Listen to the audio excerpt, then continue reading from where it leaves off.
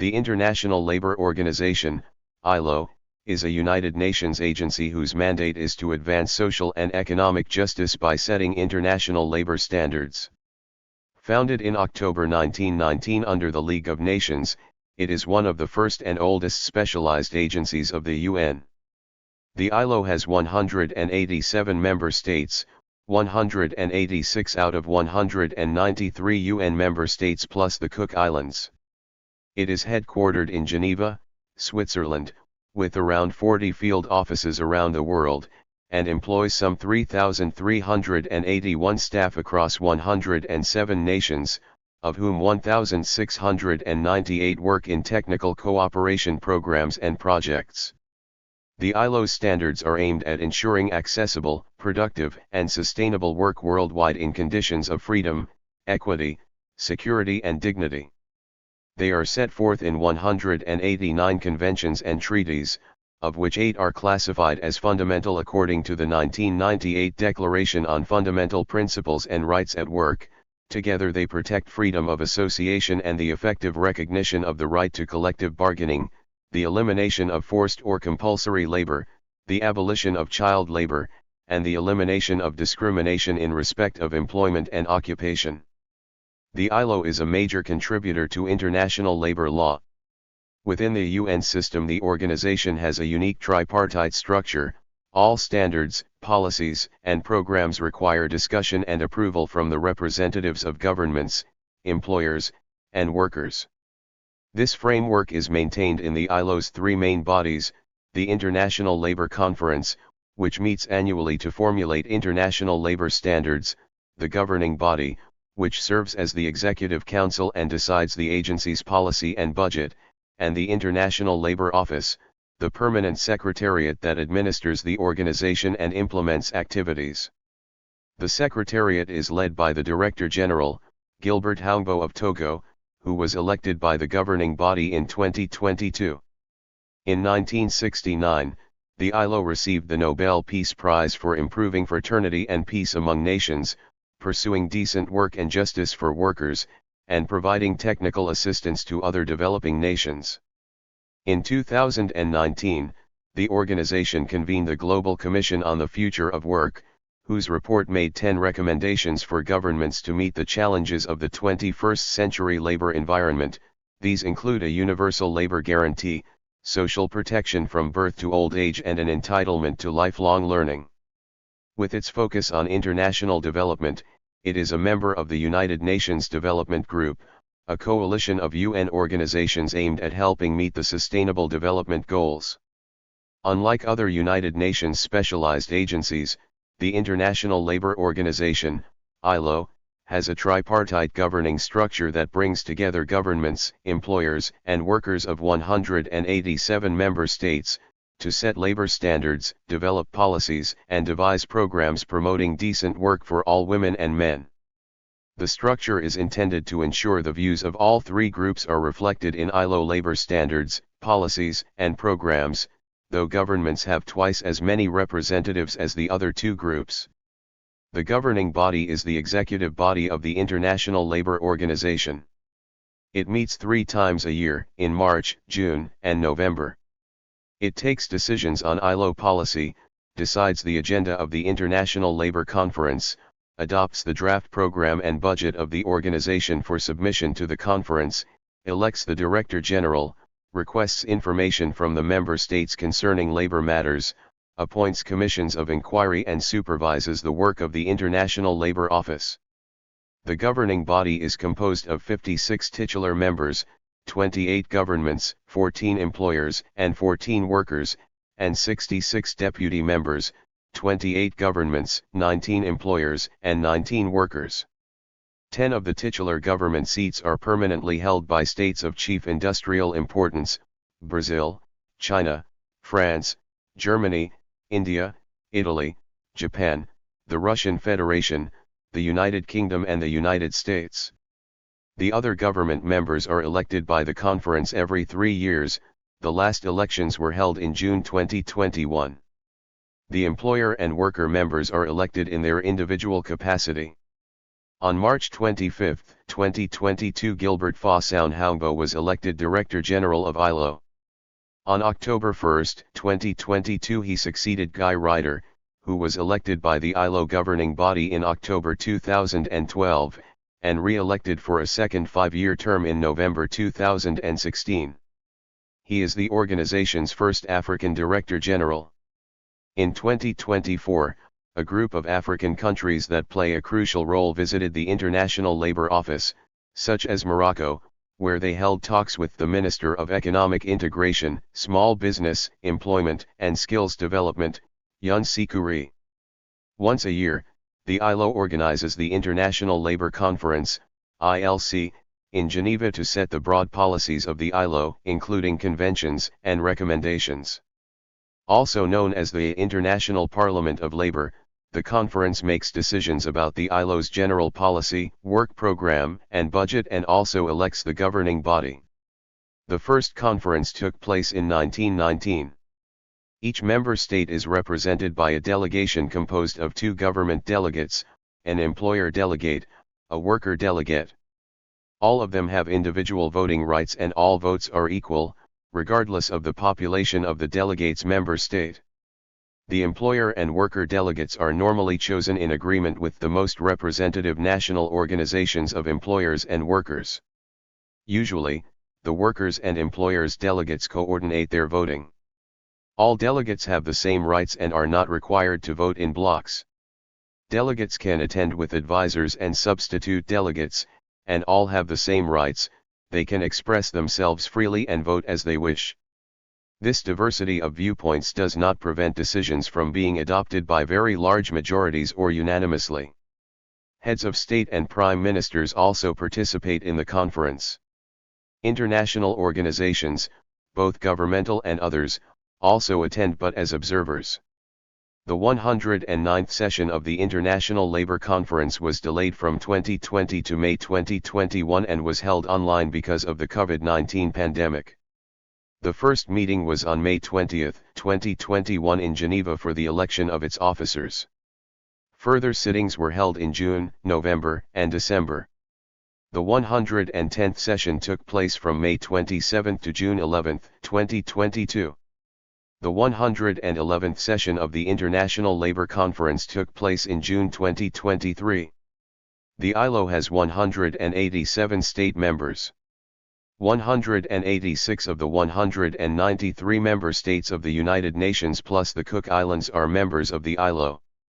The UN member states which are not members of the ILO are Andorra, Bhutan, Liechtenstein, Micronesia, Monaco, Nauru, and North Korea.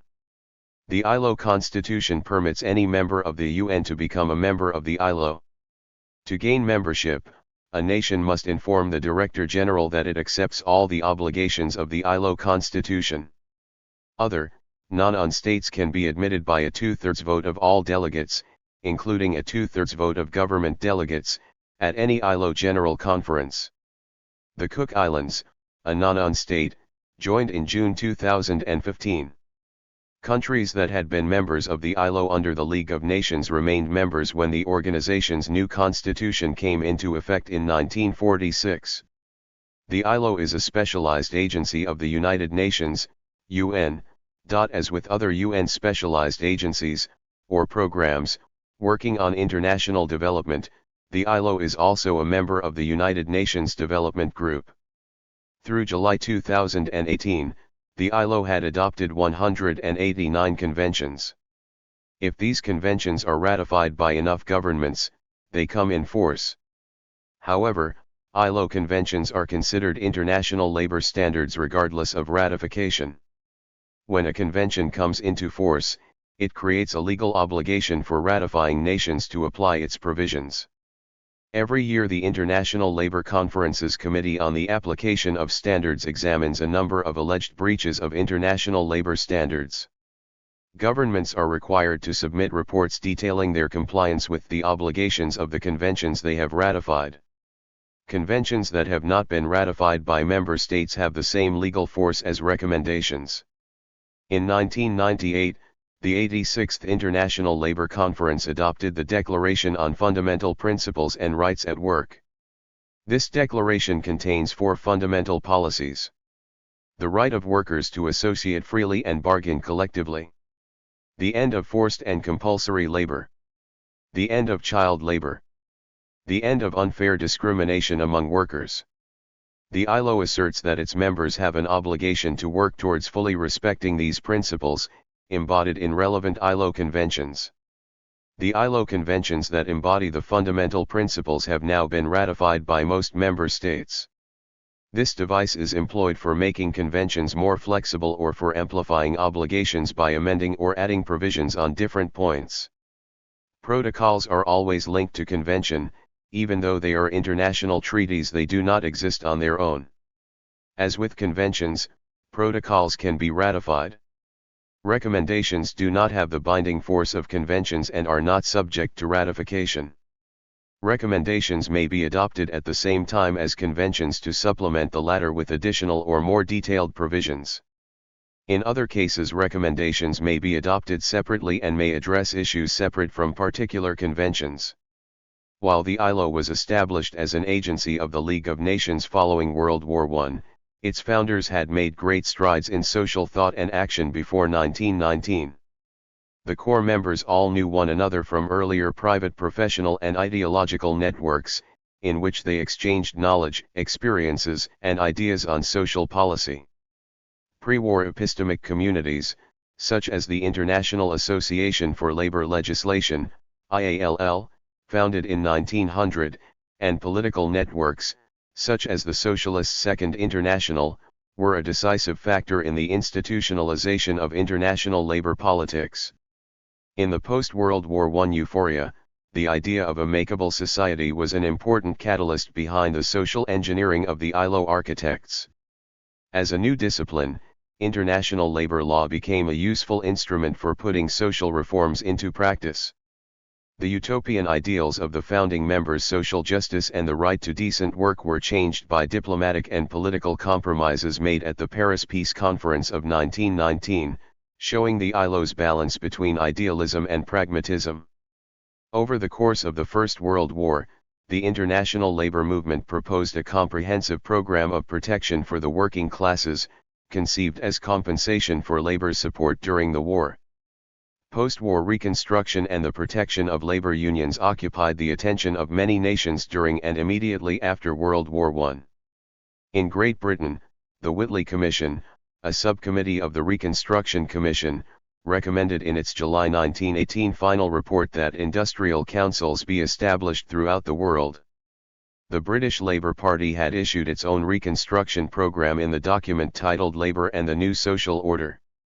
In February 1918, the Third Inter-Allied Labour and Socialist Conference, representing delegates from Great Britain, France, Belgium, and Italy, issued its report, advocating an international labour rights body, an end to secret diplomacy, and other goals. And in December 1918, the American Federation of Labor, AFL, issued its own distinctively apolitical report, which called for the achievement of numerous incremental improvements via the collective bargaining process. As the war drew to a close, 2 competing visions for the post-war world emerged. The first was offered by the International Federation of Trade Unions, IFTU, which called for a meeting in Bern, Switzerland, in July 1919. The Bern meeting would consider both the future of the IFTU and the various proposals which had been made in the previous few years. The IFTU also proposed including delegates from the Central Powers as equals. Samuel Gompers, president of the AFL, boycotted the meeting, wanting the Central Powers delegates in a subservient role as an admission of guilt for their country's role in bringing about war. Instead, Gompers favored a meeting in Paris which would consider President Woodrow Wilson's 14 points only as a platform. Despite the American boycott, the Bern meeting went ahead as scheduled. In its final report, the Bern Conference demanded an end to wage labor and the establishment of socialism. If these ends could not be immediately achieved, then an international body attached to the League of Nations should enact and enforce legislation to protect workers and trade unions. Meanwhile, the Paris Peace Conference sought to dampen public support for communism. Subsequently, The Allied powers agreed that clauses should be inserted into the emerging peace treaty protecting labor unions and workers' rights, and that an international labor body be established to help guide international labor relations in the future. The Advisory Commission on International Labor Legislation was established by the Peace Conference to draft these proposals. The Commission met for the first time on February 1, 1919, and Gompers was elected as the chairman. Two competing proposals for an international body emerged during the Commission's meetings. The British proposed establishing an international parliament to enact labor laws which each member of the League would be required to implement. Each nation would have 2 delegates to the parliament, one each from labor and management. An international labor office would collect statistics on labor issues and enforce the new international laws. Philosophically opposed to the concept of an international parliament and convinced that international standards would lower the few protections achieved in the United States, Gompers proposed that the international labor body be authorized only to make recommendations and that enforcement be left up to the League of Nations. Despite vigorous opposition from the British, the American proposal was adopted. Gompers also set the agenda for the draft charter protecting workers' rights. The Americans made 10 proposals. 3 were adopted without change: that labor should not be treated as a commodity, that all workers had the right to a wage sufficient to live on, and that women should receive equal pay for equal work. A proposal protecting the freedom of speech, press, assembly, and association was amended to include only freedom of association. A proposed ban on the international shipment of goods made by children under the age of 16 was amended to ban goods made by children under the age of 14. A proposal to require an 8-hour workday was amended to require the 8-hour workday or the 40-hour work week. An exception was made for countries where productivity was low. 4 other American proposals were rejected. Meanwhile, international delegates proposed 3 additional clauses, which were adopted: 1 or more days for weekly rest, equality of laws for foreign workers, and regular and frequent inspection of factory conditions. The Commission issued its final report on March 4, 1919, and the Peace Conference adopted it without amendment on April 11. The report became Part 13 of the Treaty of Versailles. The first annual International Labour Conference, ILC, began on October 29, 1919 at the Pan American Union Building in Washington, D.C. and adopted the first 6 international labor conventions, which dealt with hours of work in industry, unemployment, maternity protection, night work for women, minimum age, and night work for young persons in industry. The prominent French socialist Albert Thomas became its first Director General. Despite open disappointment and sharp critique, the revived International Federation of Trade Unions, IFTU, quickly adapted itself to this mechanism. The IFTU increasingly oriented its international activities around the lobby work of the ILO. At the time of establishment, the U.S. government was not a member of ILO, as the U.S. Senate rejected the Covenant of the League of Nations, and the United States could not join any of its agencies. Following the election of Franklin Delano Roosevelt to the U.S. presidency, the new administration made renewed efforts to join the ILO without League membership. On June 19, 1934, the U.S. Congress passed a joint resolution authorizing the President to join ILO without joining the League of Nations as a whole. On June 22, 1934, the ILO adopted a resolution inviting the U.S. government to join the organization. On August 20, 1934, the U.S. government responded positively and took its seat at the ILO. During the Second World War, when Switzerland was surrounded by German troops, ILO Director John G. Winant made the decision to leave Geneva. In August 1940, the Government of Canada officially invited the ILO to be housed at McGill University in Montreal. 40 staff members were transferred to the temporary offices and continued to work from McGill until 1948. The ILO became the first specialized agency of the United Nations system after the demise of the League in 1946. Its constitution, as amended, includes the Declaration of Philadelphia, 1944, on the aims and purposes of the organization. Beginning in the late 1950s, the organization was under pressure to make provisions for the potential membership of ex-colonies which had become independent. In the Director General's report of 1963, the needs of the potential new members were first recognized. The tensions produced by these changes in the world environment negatively affected the established politics within the organization, and they were the precursor to the eventual problems of the organization with the USA. In July 1970, the United States withdrew 50% of its financial support to the ILO following the appointment of an Assistant Director General from the Soviet Union. This appointment, by the ILO's British Director General, C. Wilfred Jenks, drew particular criticism from AFL-CIO President George Meany and from New Jersey Assemblyman John E. Rooney. However, the funds were eventually paid. On June 12, 1975, the ILO voted to grant the Palestinian Liberation Organization observer status at its meetings. Representatives of the United States and Israel walked out of the meeting. The U.S. House of Representatives subsequently decided to withhold funds. The United States gave notice of full withdrawal on November 6, 1975, stating that the organization had become politicized. The United States also suggested that representation from communist countries was not truly tripartite, including government, workers, and employers, because of the structure of these economies. The withdrawal became effective on November 1, 1977. The United States returned to the organization in 1980 after extracting some concession from the organization. It was partly responsible for the ILO's shift away from a human rights approach and towards support for the Washington Consensus. Economist Guy Standing wrote, "The ILO quietly ceased to be an international body attempting to redress structural inequality and became one promoting employment equity." In 1981, the government of Poland declared martial law. It interrupted the activities of Solidarność, detained many of its leaders and members. The ILO Committee on Freedom of Association filed a complaint against Poland at the 1982 International Labour Conference. A commission of inquiry established to investigate found Poland had violated ILO Conventions No. 87 on freedom of association and No. 98 on trade union rights, which the country had ratified in 1957. The ILO and many other countries and organizations put pressure on the Polish government, which finally gave legal status to Solidarność in 1989.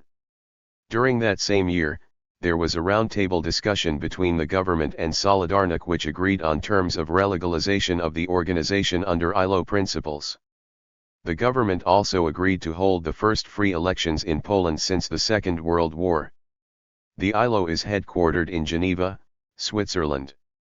In its first months of existence in 1919, its offices were located in London, only to move to Geneva in the summer 1920.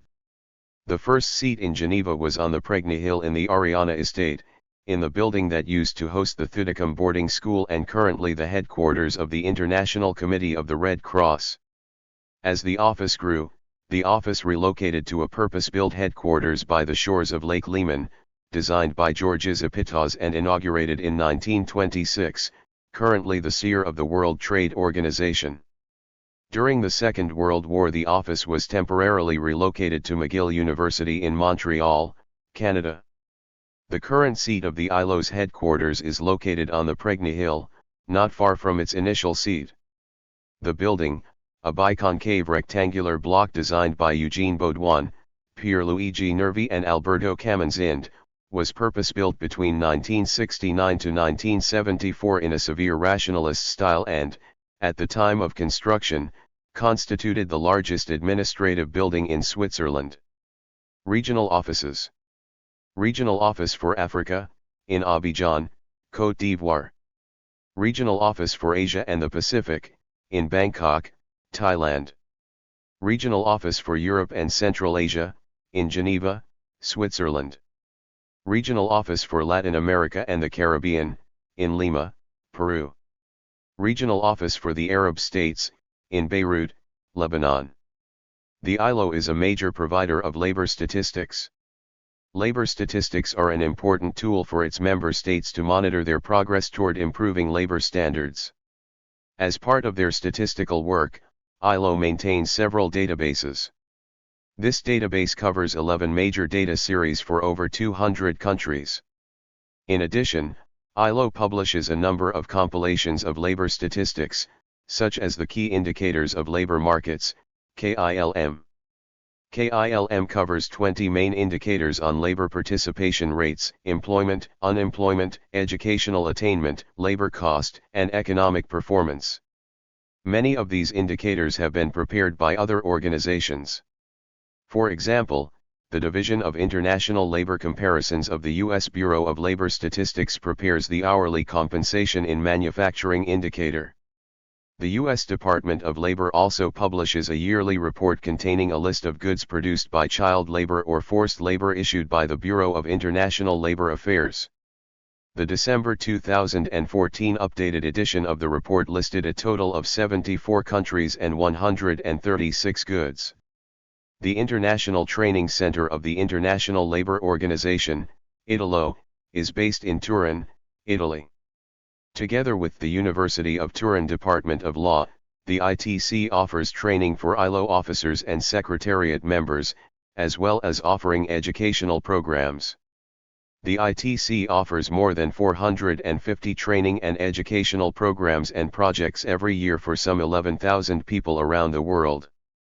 For instance, the ILO offers a Master of Laws program in Management of Development, which aims specialized professionals in the field of cooperation and development. The term child labor is often defined as work that deprives children of their childhood, potential, dignity, and is harmful to their physical and mental development. Child labor refers to work that is mentally, physically, socially, or morally dangerous and harmful to children.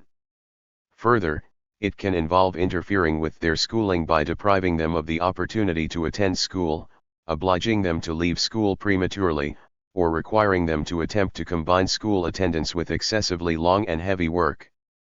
In its most extreme forms, child labor involves children being enslaved, separated from their families, exposed to serious hazards and illnesses and left to fend for themselves on the streets of large cities, often at a very early age.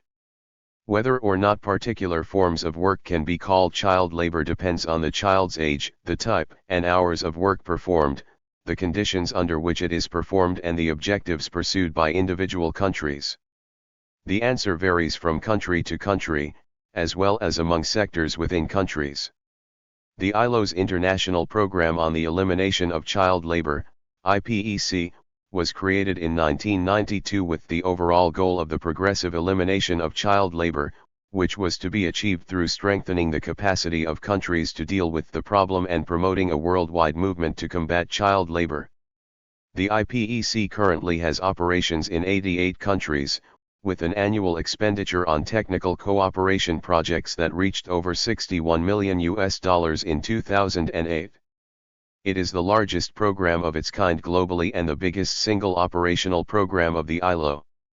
The number and range of the IPEC's partners have expanded over the years and now include employers and workers' organizations, other international and government agencies, private businesses, community-based organizations, NGOs, the media, parliamentarians, the judiciary, universities, religious groups, and children and their families.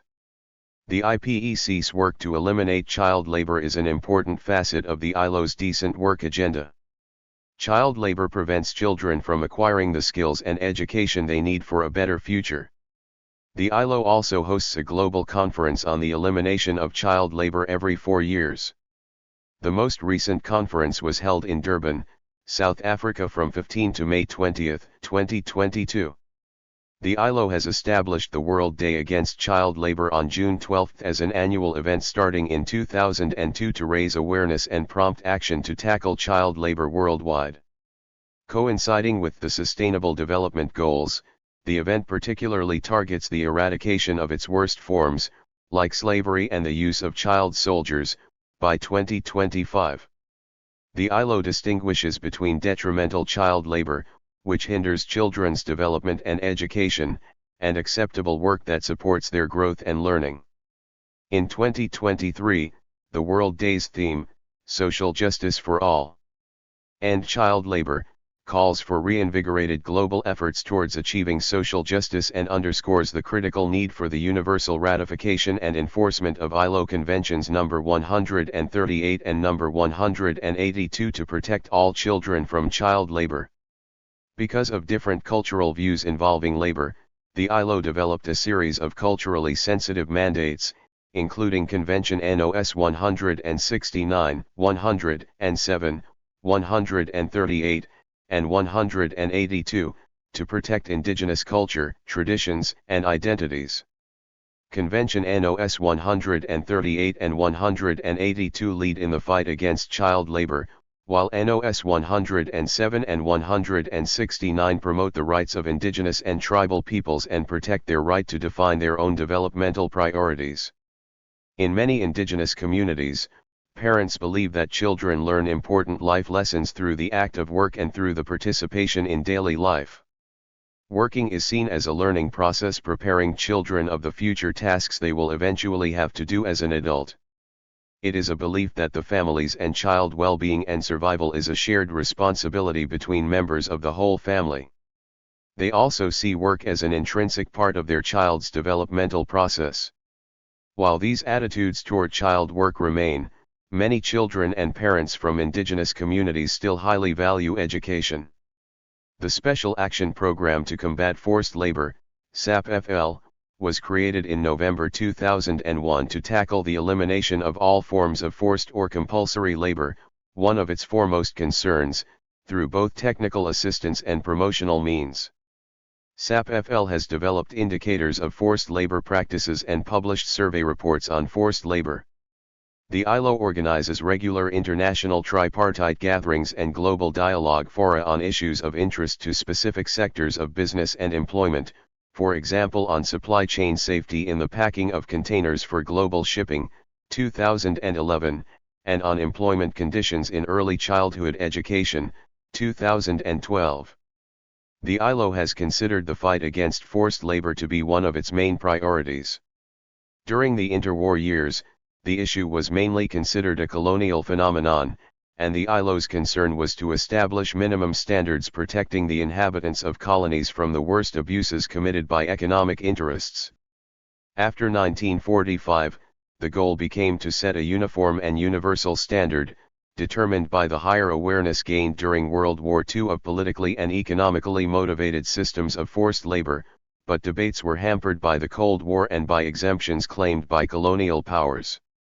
Since the 1960s, declarations of labor standards as a component of human rights have been weakened by government of post-colonial countries claiming a need to exercise extraordinary powers over labor in their role as emergency regimes promoting rapid economic development. In June 1998, the International Labour Conference adopted a Declaration on Fundamental Principles and Rights at Work and its follow-up that obligates member states to respect, promote, and realize freedom of association and the right to collective bargaining, the elimination of all forms of forced or compulsory labor, the effective abolition of child labor, and the elimination of discrimination in respect of employment and occupation. With the adoption of the Declaration, the ILO created the In-Focus program on promoting the Declaration, which is responsible for the reporting processes and technical cooperation activities associated with the Declaration, and it carries out awareness raising, advocacy and knowledge functions. In November 2001, following the publication of the In-Focus program's first global report on forced labor, the ILO's governing body created a Special Action Program to Combat Forced Labor, SAPFL, as part of broader efforts to promote the 1998 Declaration on Fundamental Principles and Rights at Work and its follow-up. Since its inception, the SAPFL has focused on raising global awareness of forced labor in its different forms, and mobilizing action against its manifestation. Several thematic and country-specific studies and surveys have since been undertaken, on such diverse aspects of forced labor as bonded labor, human trafficking, forced domestic work, rural servitude, and forced prisoner labor. In 2013, the SAPFL was integrated into the ILO's Fundamental Principles and Rights at Work branch, Fundamentals, bringing together the fight against forced and child labor and working in the context of Alliance 8.7. One major tool to fight forced labor was the adoption of the ILO Forced Labor Protocol by the International Labour Conference in 2014. It was ratified for the second time in 2015, and on November 9, 2016 it entered into force. The new protocol brings the existing ILO Convention 29 on forced labor, adopted in 1930, into the modern era to address practices such as human trafficking. The accompanying Recommendation 203 provides technical guidance on its implementation. In 2015, the ILO launched a global campaign to end modern slavery, in partnership with the International Organization of Employers, IOE, and the International Trade Union Confederation, ITUC. The 50 for Freedom campaign aims to mobilize public support and encourage countries to ratify the ILO's Forced Labor Protocol. To protect the right of laborers for fixing minimum wage, ILO has created Minimum Wage Fixing Machinery Convention, 1928, Minimum Wage Fixing Machinery, Agriculture, Convention, 1951 and Minimum Wage Fixing Convention, 1970 as minimum wage law. Before the creation of the ILO in 1919, legislation and preconceived notions about commercialized sex already existed around the globe. The first example of this legislation was passed by the British Parliament in 1885 in response to local citizens in Britain who demanded Parliament abolish white slavery and raise the age of consent for girls. The term white slavery was used in the 19th century to describe girls and women who had been racialized as white but nevertheless taken advantage of by professional seducers who manipulated them into becoming prostitutes. After the turn of the 20th century, the focus of laws in England shifted to protecting the country's borders from the supposed threat of foreign girls. The Alien Acts of 1905 focused on preventing Jewish immigration, but it created the foundation for future legislation that would be used to crack down on foreign prostitutes. This law enhanced British power to repatriate foreign women suspected of prostitution.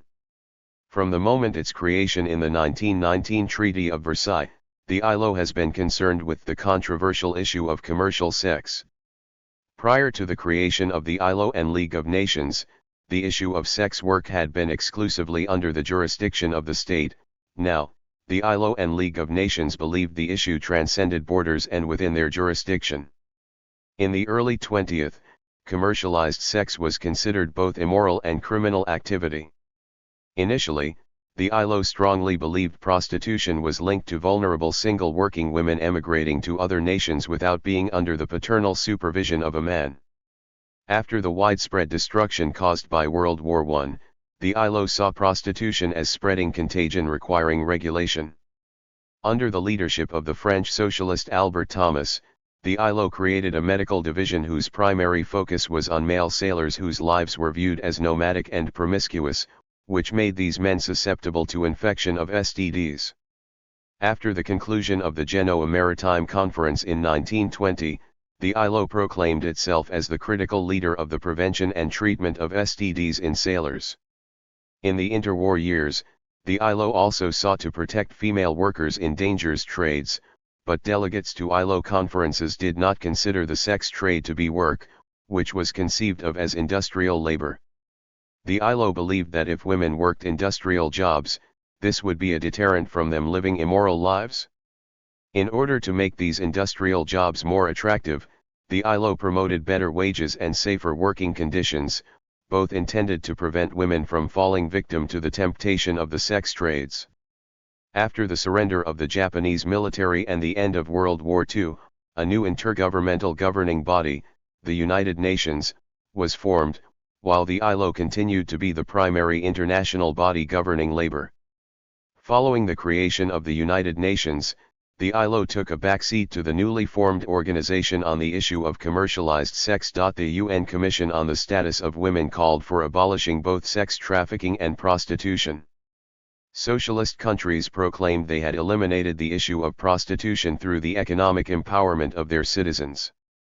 This claim linked prostitution to economic causes. In the 1950s, the UN Economic and Social Council and the International Police Organization sought to end any activity that resembled slavery, classifying sex trafficking and prostitution as criminal rather than labor issues. These new initiatives by the United Nations would lead to later debates at the World Conference on Women in Mexico City during International Women's Year in 1975.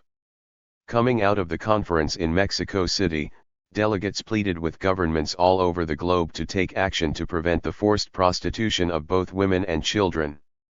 Beginning in 1976, the ILO and other organizations began to examine the working and living conditions of rural women in third world countries. One example the ILO investigated was the go-go bars and the growing phenomenon of hired wives in Thailand, which both thrived because the development of U.S. military bases in the region. In the late 1970s, the ILO established the Program on Rural Women, which investigated the involvement of young masseuses in the sex trade in Bangkok. As part of this investigation, Pasuk Phongpayachit, a Thai doctor who received their degree from Cambridge University, interviewed 50 masseuses and explored why these rural women were migrating from the countryside to Bangkok and why they chose to become prostitutes. Phongpayachit also investigated the women's experiences after migrating and the impact on the women's families after leaving the countryside. This report exposed the wide income gap between rural and urban families and emphasized economic motives. It was critical because it was the first time in the history of the ILO or any of its branches that prostitution was described as a form of labor. In the decades that followed, the increase in sexual tourism and the exploding AIDS epidemic strengthened ILO interest in the commercial sex trade. An ILO senior specialist on women workers' questions for Asia and the Pacific, Lin Lim, published another study directly influenced by Phongpayachit's findings. Lim's study detailed the different social and economic factors that directly contributed to the growth of the sex industry in Indonesia, Malaysia, the Philippines, and Thailand. The findings emphasized the economic reasons for and advantages of entering into the commercial sex trade, including increased wages, flexibility between work and home life and the ability to migrate. The authors of this report argued the sex industry should be recognized as a legitimate economic sector.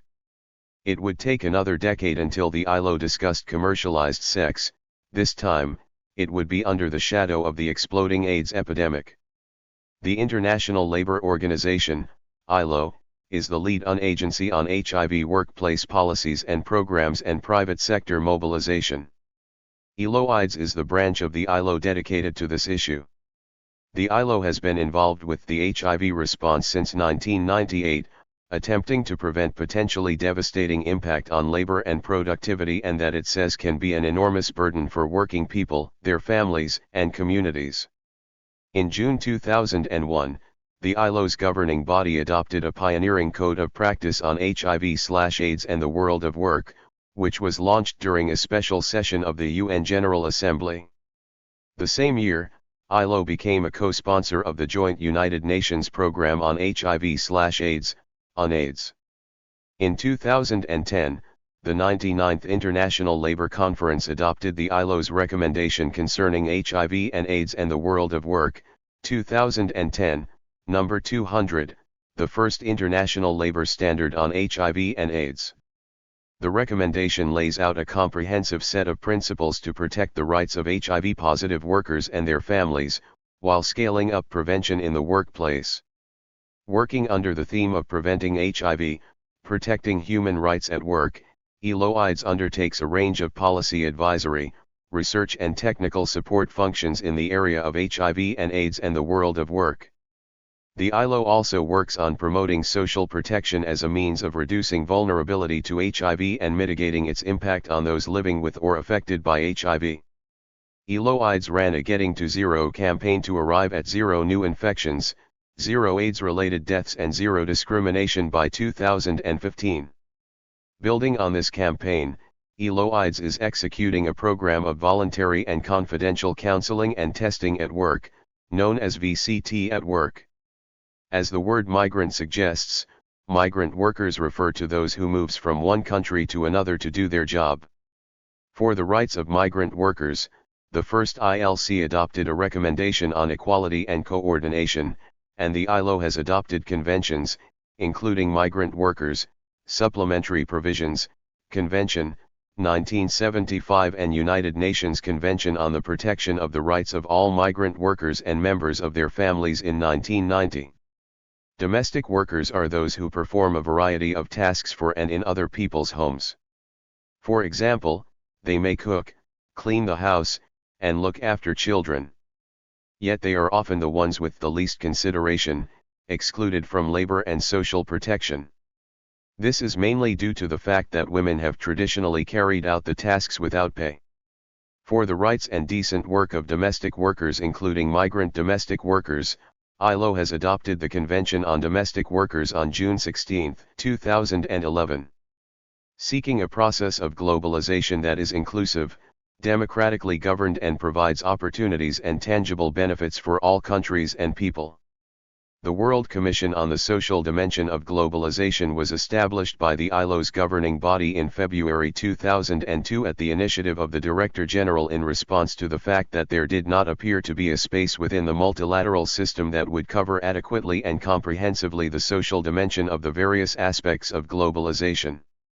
The World Commission report, A Fair Globalization, Creating Opportunities for All, is the first attempt at structured dialogue among representatives of constituencies with different interests and opinions on the social dimension of globalization.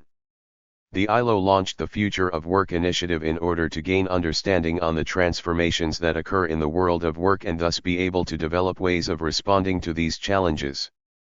The initiative began in 2016 by gathering the views of government representatives, workers, employers, academics, and other relevant figures around the world. About 110 countries participated in dialogues at the regional and national level. These dialogues were structured around four centenary conversations: work and society, decent jobs for all, the organization of work and production, and the governance of work. The second step took place in 2017 with the establishment of the Global Commission on the Future of Work, dealing with the same four centenary conversations. A report was published for the 2019 Centenary International Labour Conference. ILO also assessed the impact of technological disruptions on employments worldwide. The agency was worried about the global economic and health impact of technology, like industrial and process automation, artificial intelligence, AI, robots, and robotic process of automation on human labor, and was increasingly being considered by commentators, but in widely divergent ways.